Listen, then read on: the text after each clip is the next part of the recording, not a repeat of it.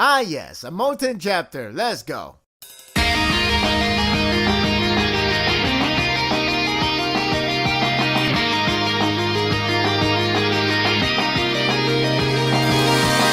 Mouten's brilliance never ceases to amaze me. The last chapter had him pulled a miracle to give back the Mako army's morale at a rapid speed. Would you think that his shining moment of fame would stop there until the next day?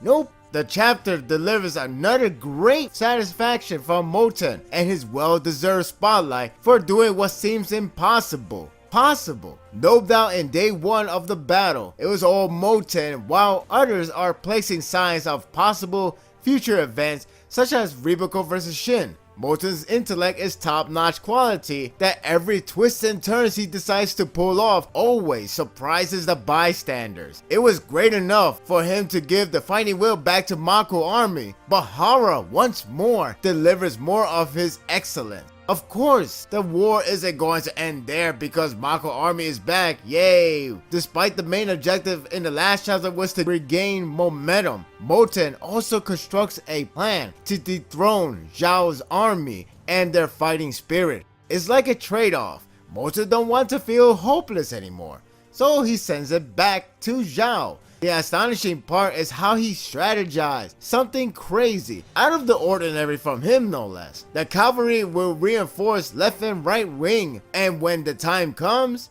they will manage to survive the onslaught with a hidden trap. It's tense how he explains that the plan must be done and has no room to construct a proper strategy. Bate feels provoked by the thought of Qin's army making a comeback. If I know any better, I would like him and Mouten to fight off, and that could be one achievement to add for the great general spot. Mouten seamlessly takes in command like this is his army in the first place. The communication and the planning all feel well coordinated. What's also amazing is how he can read the situation pretty well, like understanding Bate's next action. While it isn't guaranteed that he will aim for Hishin unit, Mouten believes that he has his priority on who he feels to take on first and foremost. When Bate announces his next target is the right wing with Hishin unit, that solidifies Mouten's intellect as the best around. Cairo 10 takes notes and realizes how clever Mouten truly is. He thought of everything while entering the battlefield, which is incredible to say the least. How can one guy think of all of this during the crucial moment calmly, no less? Only Mouten can be this awesome. So awesome that 10 got lost track from his epic pose of greatness. There is a couple of funny scenes that got me laughing, including how Mouten had to wake 10 up from dazing out.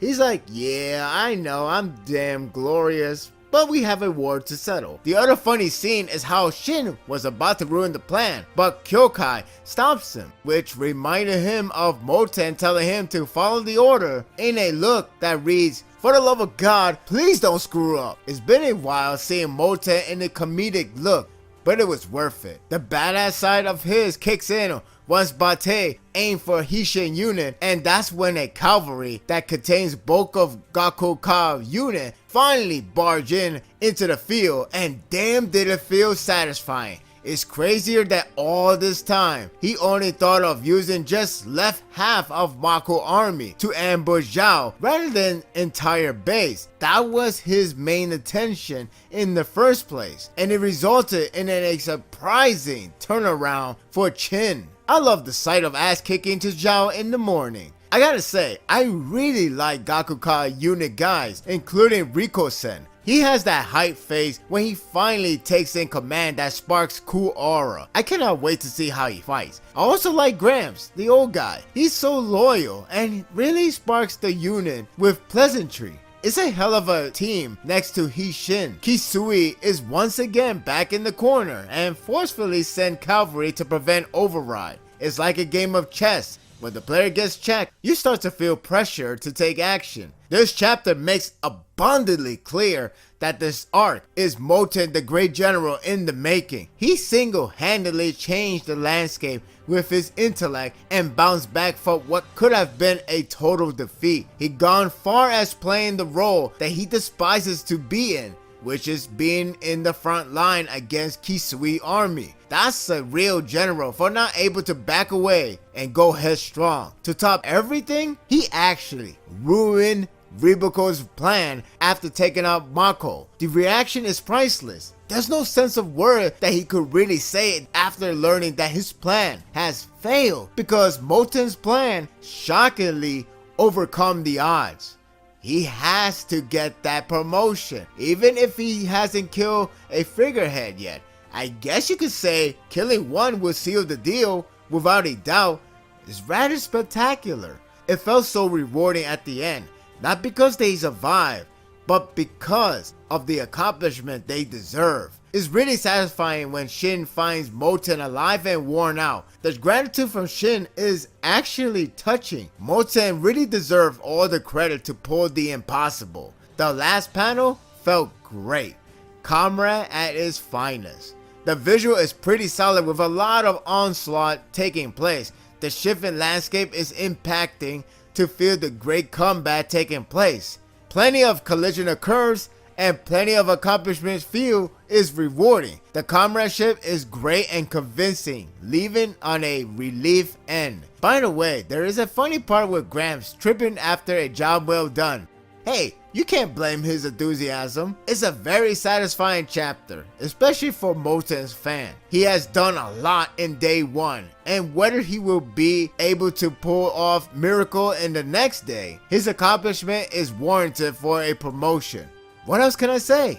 The man is glorious. I'm giving this chapter a 9. What a great chapter for Mouten. I mean, I really like this guy. I already said this so many damn times, so why not have to repeat myself? Bottom line is, he has to get that title. I mean, yeah, he has to kill somebody. Keys to it, I can still see that happening. Hell, maybe Bate could still seal the deal. Whatever the case may be, he has to be promoted after this arc is over, so long he survives. What are your thoughts on this chapter? What do you think is going to happen in day 2? What exactly happened on day 1 with the other side? And what happened with Yotonwa? What is the situation on that? To think we have a time skip, I don't know we're gonna go back to see what happened with the other side. Maybe it could happen in the next chapter. We'll see. And that will do it for the review. I hope you enjoyed this one. If you like this and want more of this, subscribe to my channel and my world will be yours to stay. Until next time, take care.